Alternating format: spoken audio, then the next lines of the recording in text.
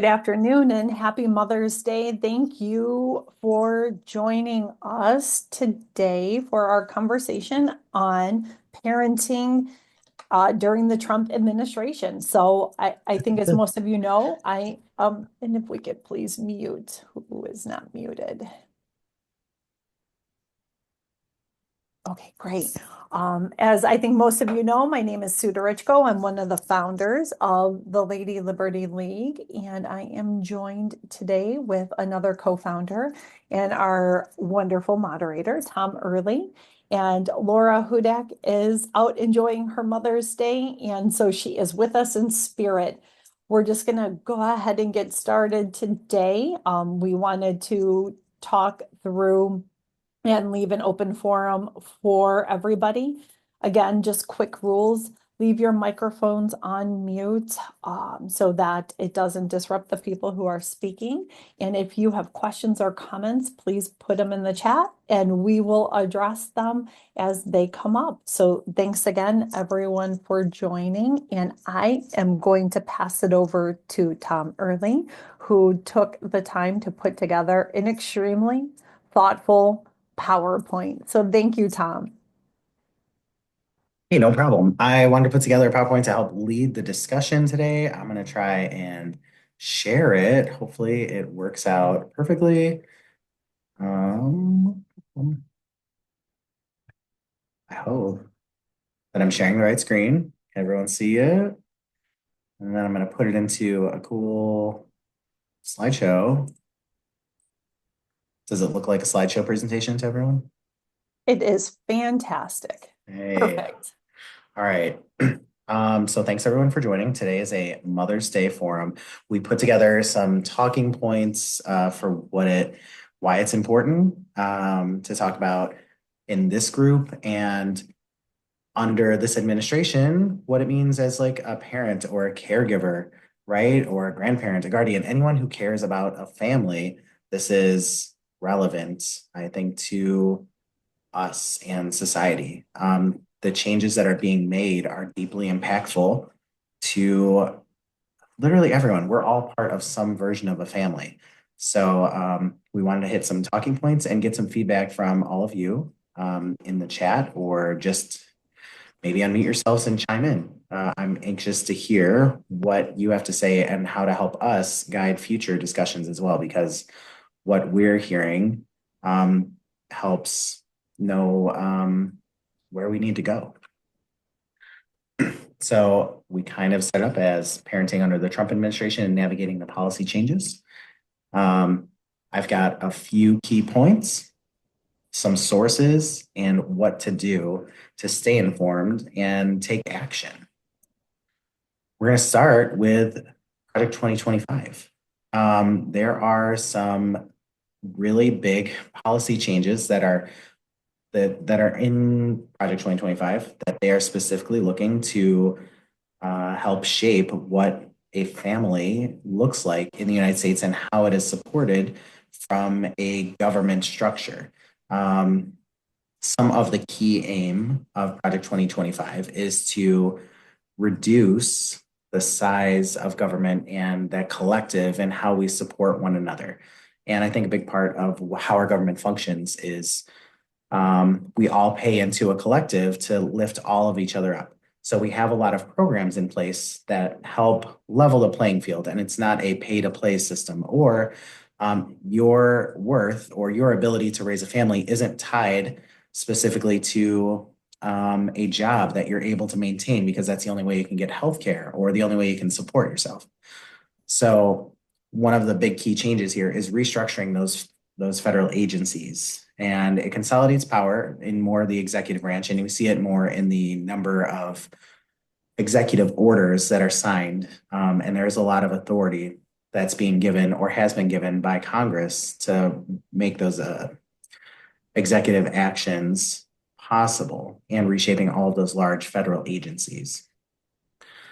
So keep an eye on those, and that's how you help stay informed and understand what is being done and like an actual action. Like forget the talking points that you see on news, right? These are actual orders that have real impacts on people. And we see some of that today, especially we'll get to some of them later. But when we see the cuts, like when we see an executive order to cuts to PBS and children's television funding, that is just an executive order that has a huge impact. And we're seeing those agencies trying to fight back against it, inform everyone that, hey, sorry, Sue, did you have a question? Yeah, no, well, actually, I was just going to chime in because I love where you're going with this, Tom, because you're capturing so many of the concerns that are being brought to me, amongst the people that I come in contact with. And, it's obvious to me that parents aren't just raising children, they're navigating a system that's increasingly stacked against their health, their education, and the bottom line is their stability and the very foundation of trying to raise children in 2025. So thank you for all of these points. But as you're talking, you are just reconfirming so many of the concerns and challenges that parents are facing. I feel it, and I am not even a parent yet. But I'm a child, right? I have nieces, I have nephews. I see all of these things, they're deeply impactful to many of the people very close to me. Um, if I don't feel it, I know others are feeling it even more. Yeah. And it feels like there's no stone left unturned in this attack. When we're going after PBS, I mean, we're hitting every little detail in Project 2025. So many aspects. There's trackers online to show the progress in what Project 2025 is doing. I will share that later. I did not put it in the PowerPoint, but they have many topics that they wish to implement or reduce their goals that they are goals that they're trying to achieve. Um, a couple others here are proposed rollbacks on education policies and healthcare access that kind of ties into other federal agencies like the NIH, the FDA, and of course the Department of Education, which will be another talking point later on. There's a Mhm. couple sources just to show where it's at. Make sure when you're looking at sources that they're not just opinion articles, right? They should be backed. There are journalism standards, and just to make sure it's the most unbiased view that you can get in this world. All of the news sources are kind of on a spectrum, so just when you're reading it, make sure you're understanding that bias that may exist. Any questions here? Do you see any in the chat, Sue? No, not right now, but you do bring up another excellent point. And one of the founding purposes of the Lady Liberty League, it is about leaning into and relying on quality verified resources, and not either extreme on either side. When it starts turning into propaganda and sound bites, it creates a very dangerous culture. So yes, thank you for reminding us too about having trusted verified sources. There are many government opportunities and government websites where you could actually go in as an individual and read proposed or actual legislation and summaries of legislation. And that's at all levels of government, from your local municipal, your county, to your state, to the federal. So I love to encourage everybody to do the work and do the research. It's not as time consumptuous as you may think, and it's not as daunting, and it is extremely important. Number one goal. All I want to spread is awareness and education, and we're doing it here. And truth. And truth, very important. Yes. Our next topic that I wanted to cover is the Department of Health. And Department of Health, especially when we think about our aging parents or grandparents, these are big parts of what the Department of Health is. And some of those parents, grandparents, right there, they are the caregivers for our families, our extended families, as childcare has become very difficult as well. We didn't even touch on childcare in general, but childcare is also when you have families that have to have two working parents, childcare becomes essential. So making sure your extended family also stays healthy so they can help support everyone. This is all important.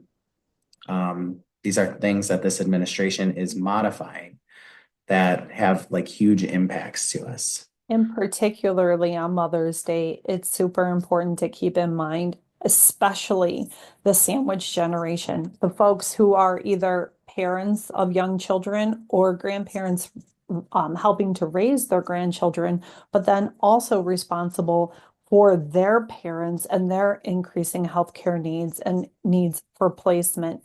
And these cuts really put especially those parents in a precarious situation. They're busy, they're working, they're making money, they're doing all of those above mentioned responsibilities that I just stated, and then they have to worry about these cuts and where their aging parent who potentially has some really serious healthcare needs, where are they going to live and where are those needs going to be met? And do we have options and are they affordable? So those are all really big concerns. And yes, it doesn't even touch on childcare or early childhood education and all of those cuts as well. We did touch on this slide, things that actually impact parents and children as well. When we look at the impact of what Doge is going through and the massive amount of layoffs that they are putting out there, they're impacting a lot of programs. So when they not only terminate a lot of employees, they're also cutting the ability for things like research grants on pediatric heart defects. We're talking about IVF, a research team. So many studies are being cut and laid off and defunded, which we won't see that impact now, but the research is what impacts medical advances 10 years from now. And we're putting ourselves behind other countries by not funding these things. And we're also seeing huge cuts to school mental health programs, which ties in again to the Department of Education. But all of these cuts together, um, they're all synergistic almost. They're all working together to work towards meeting that Project 2025 goal. And that has an impact, a huge impact continually on what it means to be parents or children or caregivers in America today. And touching on the research, think about all of the efforts in the critical importance of those efforts and the progress that's being not only halted, but it's just being disposed of when you have those teams of researchers who have made so much progress and now to be defunded, and all of the lives that they could have impacted in a profoundly positive way that is, again, just currently being disposed of. All deeply distressing for sure. And that's why we're here. That's why we want to help educate. Again, the action steps here when you're seeing these cuts or you see something that's concerning, there are numerous advocacy groups that are available that are all hyper focused on how these cuts are impacting everyone. We will share those groups to help you monitor changes in those spaces that you're interested in seeing. So we have both national and state level sources. You'll see those in our next newsletter. And Tom, I don't know, forgive me if you have included this further on in your slides, but I can't help but comment on this slide that public health took a dangerous turn when science became politicized, right? And immunizations were treated as an opinion or an option. And parents were left choosing between fear and fact, quite quite frankly. And now we're seeing not only the spread of measles, and I believe it started this year in Texas, as you know, I don't want to say the word outbreak. I'm a nurse. I should be more responsible, but yeah, it's an outbreak in Texas that has now began to migrate, and we have a case here in Cuyahoga County, and somebody whose child was in a very public space. Now all of those people are at risk. And for 21 days, advisably so, if they're not properly inoculated, they need to quarantine. It's deeply concerning. I also saw that news just yesterday, the first one in the state of Ohio here, Cuyahoga Yes. County. Um, it's alarming, especially after everything we learned about how viruses spread just 5 years ago. Mhm. I hope everyone is reminded quickly about the importance of that herd immunity and getting so many protected so it doesn't spread from those who are unable to get that inoculation. Mhm. Um, And science over propaganda. yes, and there's so much knowledge out there. It's disheartening to see what RFK Jr. can choose to fund or not fund, especially with his recent remarks regarding um, placebo vaccines and how there's already evidence that doesn't support that type of science. But this is where the advocacy on all of our parts, the getting informed and educated and sharing with those in your closest circles and maybe those in spaces that aren't available to hear this information, to spread it, right? And spread it in a responsible way, in a knowledgeable way, in an informed way. Mhm. This is where we get specifically to our Department of Education changes. I know I mentioned earlier the defunding of PBS children's programming. Um, in their own collective solidarity, if you follow any of the PBS social media channels or even their individual shows, they are incredibly outspoken about what these changes mean to the millions of families that watch these shows, that have used these shows growing up. We're seeing a resurgence of Mr. Rogers' testimony 30 years ago when they faced the same issue. And his words were able to convey to Congress just how important funding and continued funding to these programs are to so many. I hope that very quickly they also come to the realization that this executive order is a poorly misguided one and they find the value in it. I'm very hopeful. I'm happy to engage with every single Arthur post. I loved Arthur growing up. That was one of my favorite shows. But there's so many out there. Sesame Street is doing amazing work. Everyone loves Sesame Street. I've never met a hater of Sesame Street or Elmo or Big Bird. So My children were also Arthur children. However, I was a Sesame Street child. I was born in 1974. And looking back on it, I just enjoyed watching Sesame Street, but I understand now as, the adult who's come through a whole lifetime of experience that at a young formative age, it really got through to the core of important teachable concepts like diversity, community, education, and joy, and to defund that opportunity for future children. I just, there's not any other word for it but deplorable. I mean, it's just an awful act. and that is on a national level that we see it um, deeply impacting, again, all of us. Some of the changes that are more local, even though the Department of Education is kind of supporting it, we see a reduction in that special education oversight. Um, that is alarming because that's some of our most vulnerable populations here that we look to support as a society. And having those regulations in place is what helps us all succeed and put everyone into an ability to succeed in society.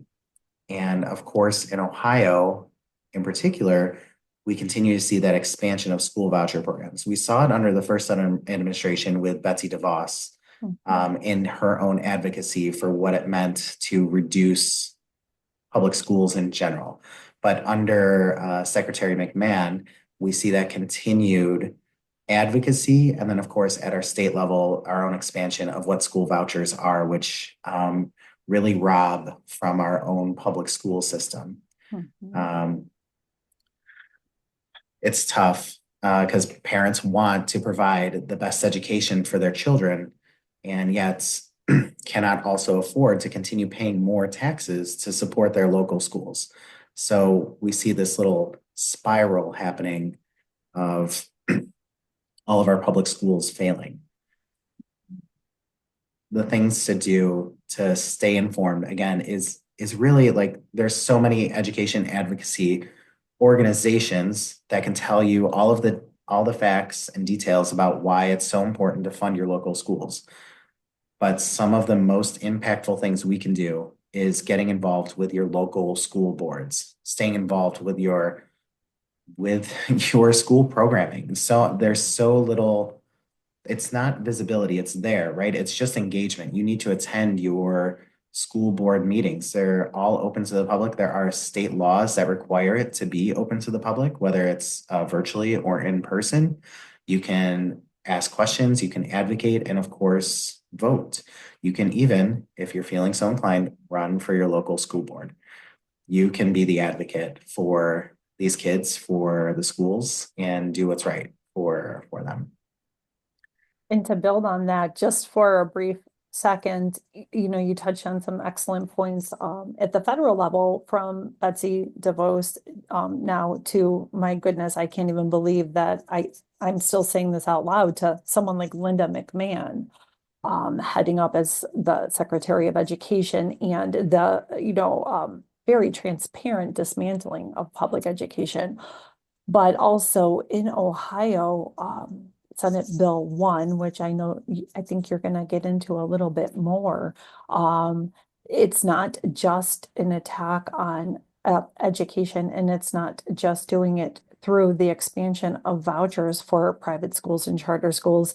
It's also an attack on the curriculum and in higher education, the professor's ability to select the syllabi based on the want, desire, and needs of their student body and those families, and eliminating the DEI, and also limiting the ability for teachers' unions to be able to organize and strike when they are not being treated the way that they should be treated.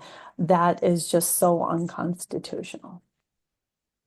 Senate Bill 1 is actually not part of today's thing. It may deserve its own session, to be honest, because it touches on so much more than just what it means to be a parent during these years, right? And when we're talking about that freedom of speech, the DEI, what it means to educate kids, in addition to funding, there is so much, so many policy changes that are fit within a budget.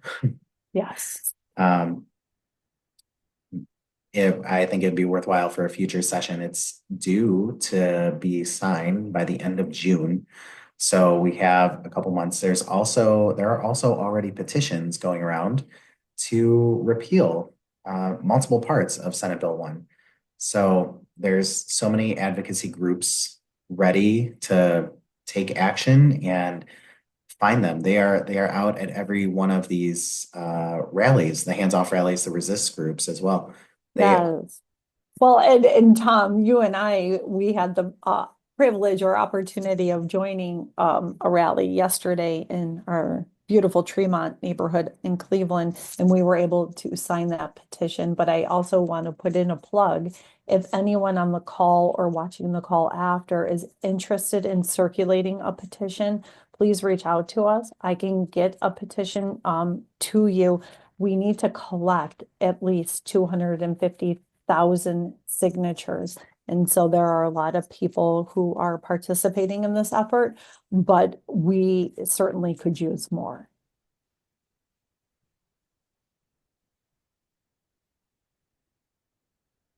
Move on to our next topic real quick for public assistance programs.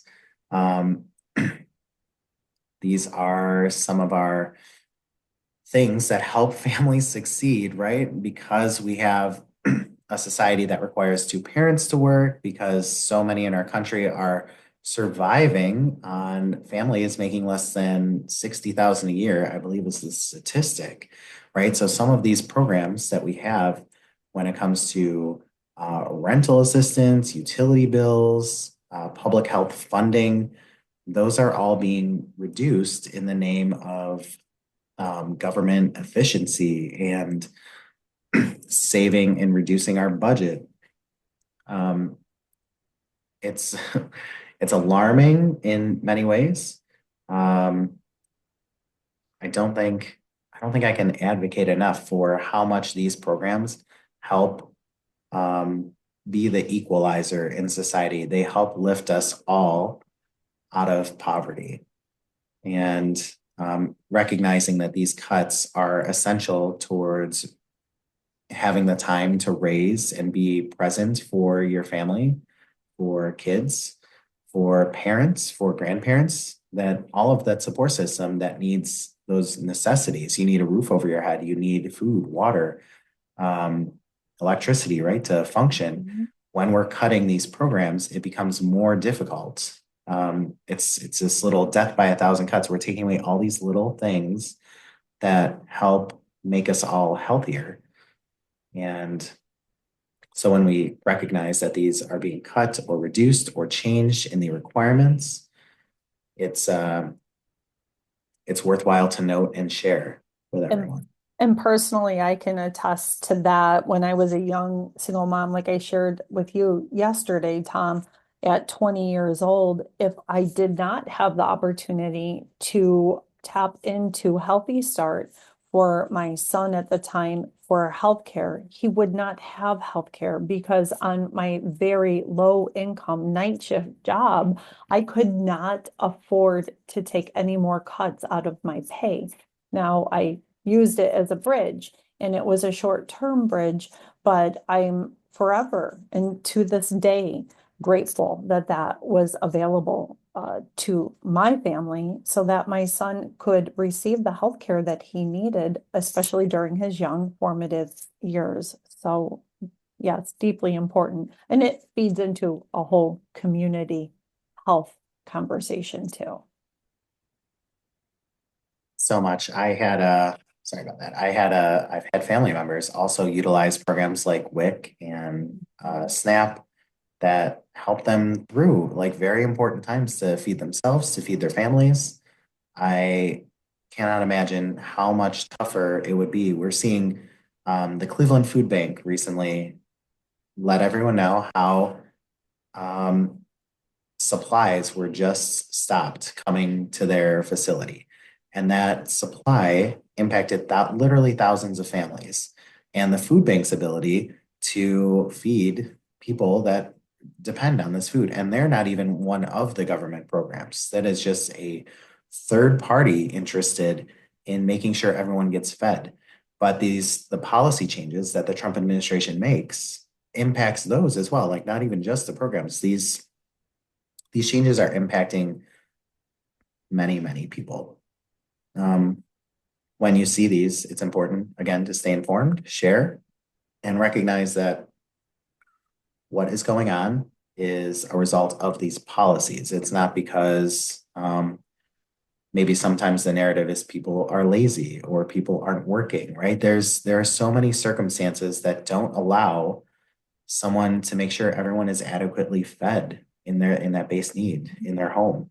They aren't getting the proper nutrition. We can't survive on processed food, right? We're dependent on healthy vegetables, whole grain nutrients, right? And those are able to be provided by places like the food bank or programs like SNAP or WIC. And you bring up an excellent point when you bring up WIC, which was another program that I was able to tap into when I was 20 years old for my son.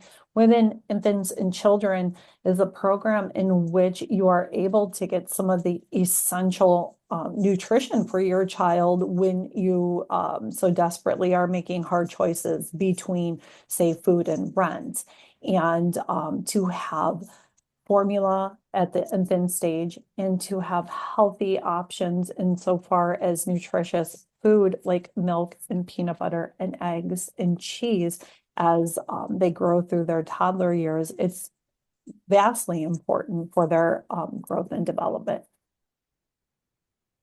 And similarly, like when we saw the impacts in supply chain a few years ago to infant formula, we may be seeing those same changes with our own tariffs that might have been impacting. Tariffs aren't even part of this conversation, Mhm. but so many policies that are being implemented, they have a huge ripple effect on so many places in our society. Families are not immune to any of those other policies that we don't even think about when we're thinking about buying goods. Like those cargo ships are bringing everything in, and suppliers don't want to unload those cargo ships because they don't want to pass on those taxes to us because Trade we're the war. ones ultimately paying those taxes. Yes, and trade wars, they definitely raise the cost of those essentials like baby formula and clothes. And it, quite frankly, it just squeezes the family budgets and it stretches young families way too thin. This is our last slide here is Medicaid and Medicare. Again, this one will focus more on some of our more vulnerable populations here, but in spite of many of the campaign language that there would never be a cut to Medicare or Medicaid, what we're seeing in actual legislation are cuts to Medicaid and Medicare. Um, they're saying they're guised as cost savings because they're reducing programs or stopping abilities for Medicaid or Medicare to make negotiations, but they're cost savings because they're being cut. There's so they're it's just sometimes it's about that wording, and it's important to be able to find those sources to understand what is happening and not just the spin that is being put on the actions that are being taken. Um, like with Doge, again, we see many cuts to the administrative programs that are here, restrictions on that coverage, especially when we see GLP-1s. That's one of the most popular and seemingly beneficial drugs that are out there, but Medicare is not being allowed to cover it or fund it. And it's just one example that we're seeing those policy changes not benefiting the collective. Then we also have increased oversight here of the Medicare Advantage plans, and increased oversight may also mean fewer approvals. So, and a slowdown in which people can receive healthcare. We think increased oversight sounds like an okay thing, but when we slow down the system and make it ineffective, those types of policy changes are what really impacts so many. And, So and increased oversight at the cost of what? To the provider, to the consumer, the patient, if you will, and to the outcome. If the provider doesn't have that autonomy to make those decisions and that oversight creates roadblocks, then that certainly compromises positive outcomes and access, like you said, not just to GLP-1, which is huge because the ongoing impact of having, um, a person who is carrying excess weight and the cost related to some of those potential future comorbidities that could develop is not as cost effective as treating the body mass index before it becomes those other issues. So many downstream effects by not allowing us to work on that preventative healthcare because they Yes. don't deem it as important because there's not that immediate, right, a heart issue, or kidney failure or like diabetes, right? These are all preventatives for some of these more serious and costly diseases that impact, I think it's over a third of Americans now, maybe even more. Um, so when we see all of these changes in today's policies, like it's important. It's And important it to recognize them and see what is going on. and as a nurse, I can't help but comment that it's our approach as a society um, in terms of human health and well-being, and it's our approach in as it relates to a sickness model rather than an approach that would promote a wellness model. And like you said, Tom, the preventative piece to get us there. In an interesting bit of news, there is a new Surgeon General that was requested or appointed. I'm not sure she is confirmed yet. However, the Surgeon General does have a focus on homeopathic wellness, which is an interesting appointment. I am certainly glad that there is a focus on wellness and homeopathic medicine. However, the approach here is coming at the cost of so many already research-based medicines. And instead of adding to the enormous amount of research, we're seeing, again, a reduction in what is, frankly, a costly endeavor to research these drugs, to go through the trials so they are the safest for us. Um, and that is another policy change. This is like, while what may appear to be good or natural, what the cost is a loss of all of that advancement that we have spent literally decades as a nation advancing towards, all of that science coming to it. So when you see these appointments, it's important to be educated about what they stand for and then also how they are shifting or deprioritizing so much research and programs that have long been established and researched. I know we take the action step again, but it really is engaging with these healthcare advocacy groups. It is engaging with maybe even your parents, your grandparents are in facilities with people that are well in tune with what these programs, what these program cuts, what these program changes mean to their industry, to the care that your loved ones received. So I would just encourage you to talk, find these informations. Again, we will share many of these advocacy sites so you are able to stay informed with the topics that most resonate with you as it comes to being a parent or a caregiver.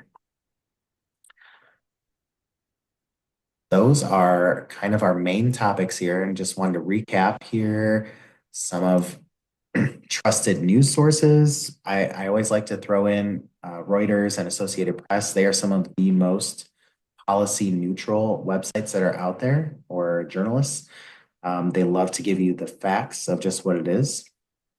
PBS and NPR, I believe, also do a very good job. However, they have a vested interest in their own continuation because of the federal funding that they also receive. So when you're consuming, sources like that, just keep in mind they're also invested in those things that they're saying. Do you believe that there's a group benefit to keeping those around? But when you're looking through sources, just keep in mind that bias that might exist within there. Government websites are still a legitimate place to find information. These are the real facts of what this administration is doing or is not doing. They're not usually going to spell out what is cut or what they are reducing, but programs that used to be there or no longer exist, that's what you won't see on there. So you'll know exactly what they're prioritizing and what's there. These are the places to go. And when we talk about community engagement, this is where we're getting back to like running for your school boards, these grassroots advocacy groups. This is what Lady Liberty League is, right? We are one of those grassroots advocacy groups. We are trying our best to take control of what we can to make an impact in a world we're seeing as increasingly authoritarian or not for the common person. We do see a lot of power being shifted to those really only with means and resources, and that's coming at the cost of society as a whole.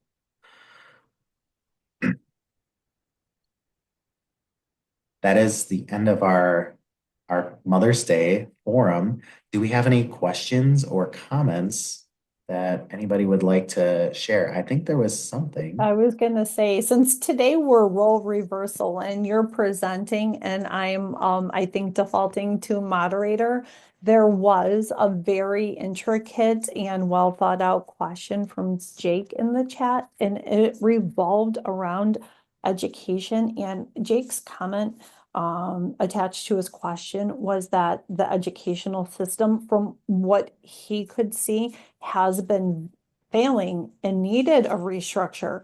And his thoughts around it is, could potentially some of this dismantling help to create a space where it is rebuilt in a positive way?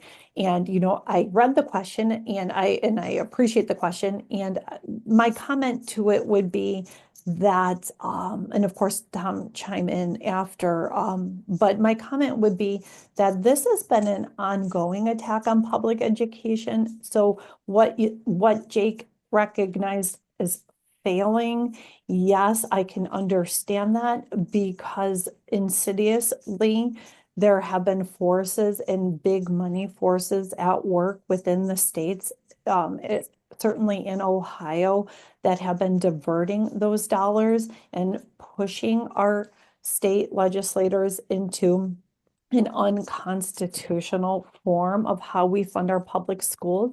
And so what you see statewide in all 88 counties is school systems that are contingent on the property values in your municipality. And so a school district in economically struggling neighborhood is going to have less funding because of the lesser property values than a school district in a more affluent neighborhood, which is certainly not the intent, but that is a result of some of these insidious attacks that were leading up to now this entire dismantling of the Department of Education at the state level, and then now at also the federal level. So there were forces at play for many years prior to, and this is the next layer.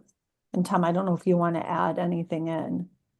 My first thought, anytime someone mentions school funding in the state of Ohio, is how the state Supreme Court ruled it unconstitutional in 1998 or something. Like, Mhm. we are decades into a known unconstitutional funding of our schools, and yet there's still never been a legislated change to any of it. Mhm. Um, it's very troubling. And I well, and Jake's follow-up comment is that we reward healthy schools with more wealth, and and I feel his sarcasm seems logical, not. I agree with that, and that's the push is to get away from that. The schools should be funded by the state, by our state funded tax dollars, and equally distributed, so that the schools, whether it's in an affluent or an economically struggling community, should have the same resource and same accesses. However, like I had said, unfortunately, this has been an attack for many years coming. And then add that extra layer of the increasing momentum and increase in the expansion of vouchers to charter and private schools. is just the final nail in the coffin to public education in Ohio. And my numbers are probably not going to be exact, so please, I encourage you to look them up. But last year alone, the 9 billion that was spent, I think it was somewhere close to 2 billion were diverted out of our public school system and into private and charter schools to families who otherwise would have the means to afford those private school experiences. And they're taking dollars from taxpayers to fund an education that lacks transparency and it lacks the same standards, and it does not, and it takes away from that public option and opportunity. So there are a lot of dynamics, and I think it's excellent question and excellent commentary. Oh, and I'm sorry, Diane just chimed in too and said she is very much against school vouchers. And Diane, you are certainly in good company because I am as well. It is one of those policies that I think has shown it really takes away from the ability for people to move up in the socioeconomic ladder. I think Jake also mentioned how it will increase the wealth gap. And we know that direct correlation between education or amount of education that's able to be received versus your ability to earn income over time.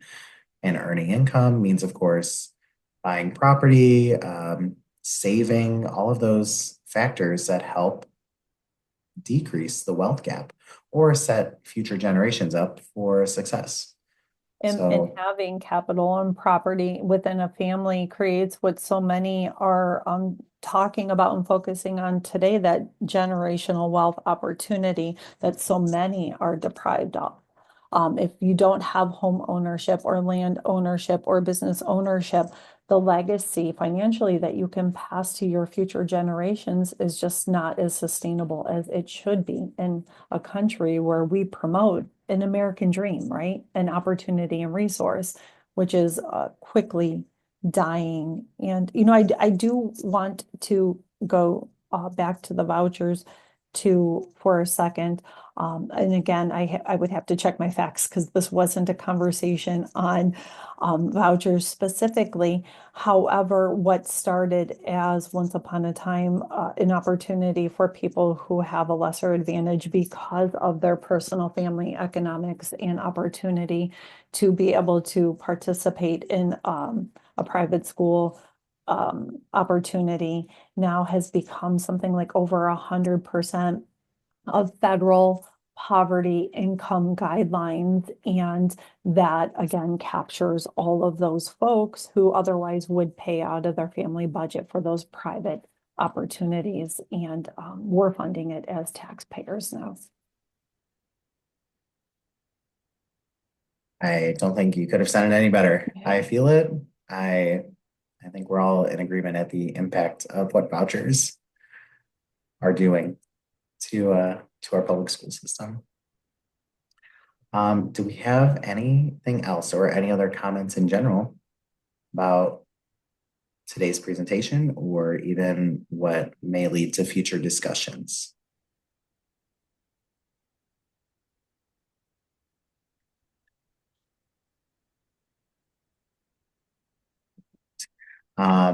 Then I would like to just say that our next meeting is in 2 weeks, May 25th, 1 p.m., and we'll have Mayor Michael Brennan of University Heights speaking with us.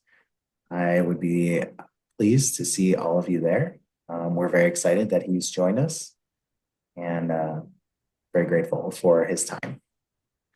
And his subject matter is specifically being a municipal leader and the challenges for municipalities during the Trump administration. And as a city councilwoman, I can certainly say the fear is real in terms of some of the funding resources that we've been able to tap into historically to keep our municipalities thriving. Sue, anything else to add for today? No, I think I'm good. I just want to say again, thank you to everyone who came onto the call today during Mother's Day. And it's just such a beautiful sunny day. And I'm sure you have yard work or some beautiful family time ahead of you. So thank you again and enjoy and happy Mother's Day to all of the mothers and to all of the allies of mothers. So thank you. Thank you. Thank you, everyone, for being here. Appreciate it.